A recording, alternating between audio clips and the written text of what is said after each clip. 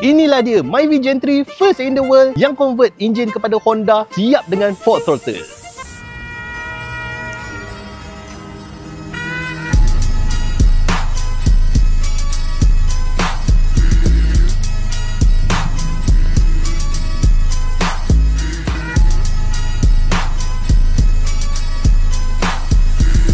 Tak ada lah geng, Zik gurau je. Ini masih enjin Myvi Gen 3 iaitu 2NR 2 VVTi 1.5. Kalau tengok macam ya, tapi bukan geng. Dan inilah hasil yang Zik rasa boleh buat setup yang paling clean untuk enjin Myvi Gen 3, di mana Zik nak shout out kepada Kuming Garage yang terletak di Larancan Panjang, sebab dia yang modify enjin ni dan juga R&D beberapa parts untuk jadi setup yang se-clean macam ni. Masya Allah, Zik cakap Zik memang betul-betul puas hati dengan hasil kerja yang dia telah buat dekat kereta Zik ni. Dah beberapa orang tengok setup enjin base Zik ni sebelum Zik reveal, dia orang cakap, Zik tukar enjin ke? Ini macam enjin Honda je. Tapi bukan geng, ini memang masih enjin Myvi Gen 3 2NR 2 VVTi 1.5. Jadi Zik pun tak sangka, daripada korang tengok enjin yang rupa original macam ni dengan penuh wire, dengan betul-betul padat, boleh jadi macam ni dengan 2 kali modifikasi. Kalau korang nak tahu, sebelum ni Zik pernah buat enjin setup Zik iaitu warna kita gabungkan warna gold candy dan juga HKS purple untuk kita padankan dan juga kita buat ala-ala Thai style. Tapi sekarang ni Zik buat pula style di mana Zik tengok enjin base setup untuk Honda semuanya nampak clean, tak ada apa-apa wire, nampak macam kereta kontrol lah, senang cerita.